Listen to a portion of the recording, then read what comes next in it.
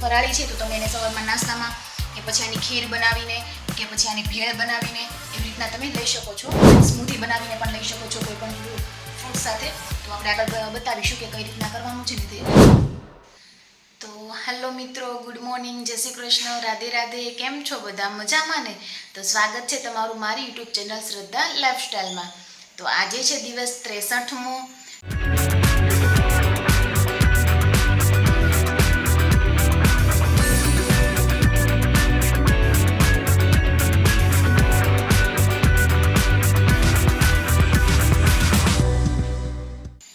આજે છે શ્રાવણ મહિનાનો પહેલો સોમવાર, જે હું પણ રહી છું, જે આપણે એકટાણું કરીને રહીએ છીએ, જે હું છે ને એકટાણું કરીને રહી છું. ઘણા શ્રાવણ મહિનો ચાલુ થઈ ગયો છે તો ઘણા લોકો ઉપવાસ કરીને રહી છે કે ઘણા લોકો એકટાણા કરીને રહી છે.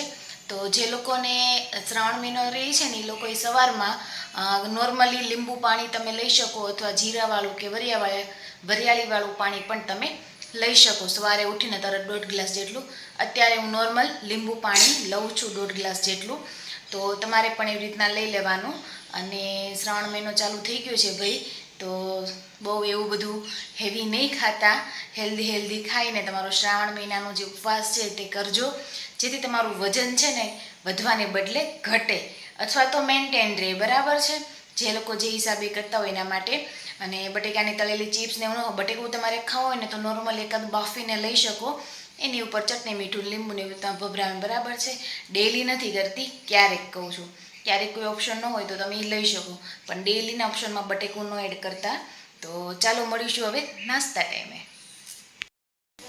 તો અત્યારે વાગી ગયા છે પાછા 7:30 વાગી ગયા છે. અને આજે આપણે મખાના લેવાના છે.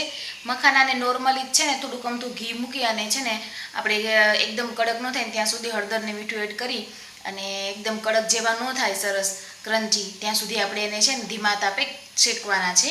તો ચાલો બતાવી દઉં કે કેટલું મેં લીધું છે અને કેવી રીતના આપણે કરવાનું છે. બરાબર છે? જો આ કડાઈ છે, એમાં મેં થોડું ઘી એડ કરી દીધું છે. હવે આપણે એની અંદર મીઠું અને તેલ એડ કરી દઈશું.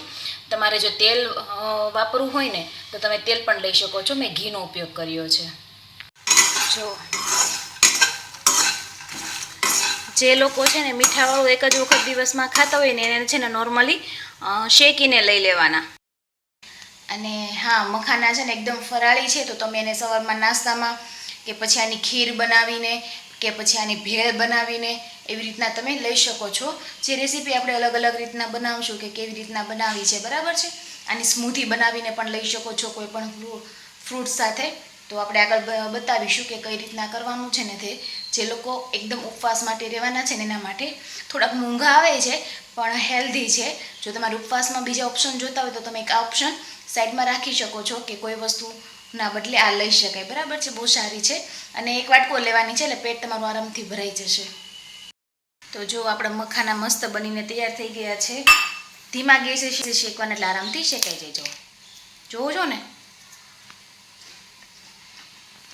એક વાટકો જેટલા. તમારે આની સાથે ચા કે દૂધ કે કોફી કે કોઈ પણ વસ્તુ લેવી હોય તો લઈ શકો છો. હું તો એમને જ ખાઉં છું. તો ચાલો મળીશું હવે 10 વાગે.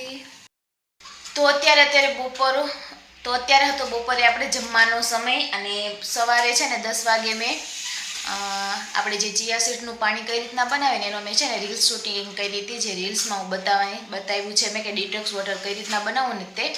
તો ત્યારે મારું શૂટિંગ નહોતું મેં લઈ શકાણું વિડીયો માટે કે ચિયા સીડનું પાણી પીવાનું છે. 10 વાગે મેં ચિયા સીડનું પાણી પીધું હતું. અને અત્યારે બપોરનો ટાઈમ થઈ ગયો છે તો અત્યારે બપોરે મેં જો લીધું છે પરવળનું શાક છે, રોટલી છે, દાળ છે અને છાશ છે. અને સાથે તમારે સલાડ લેવું હોય તો લઈ શકો છો. સલાડ મેં નથી લીધું આજે. અને આમ તો પરવળનું શાક તમે ફરાળ કરો તો પણ ફરાળી રોટલી શાક સાથે લઈ શકો. પણ જે લોકો એકટાણા કરતા હોય તો એ લોકોએ છે ને આપણે છે ને કઠોળના પણ બધા શાક તમે લઈ શકો.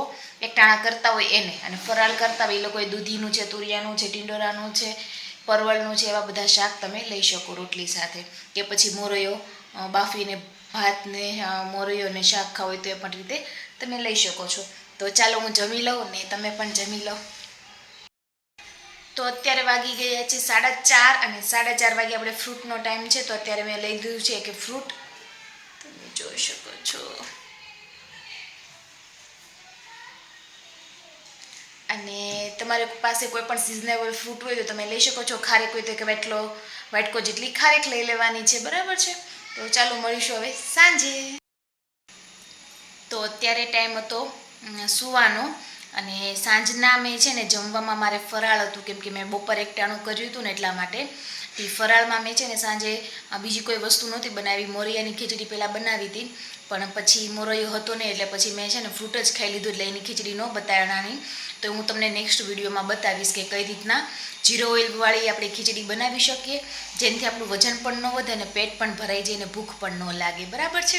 અને અત્યારે સુવાટાણે આપણે ફાંકી જે લેવાની છે, પણ એ તો લેવાય નહીં કેમ કે એની અંદર મેથી છે એટલે. તો આપણે હવે નોર્મલી ગરમ પાણી પીને સૂઈ જઈશું. તો મિત્રો, મારો આ વિડીયો તમને કેવો લાગ્યો, લાઈક કરો, શેર કરો, કોમેન્ટ કરજો, અને જો તમે નવા હોય તો સબસ્ક્રાઈબ કરી દેજો મારી ચેનલને. તો કાલે મળીશું એક નવા વિડીયો સાથે. તો બધાને અત્યારે ગુડ નાઇટ, જય શ્રી કૃષ્ણ અને રાધે રાધે, આવજો.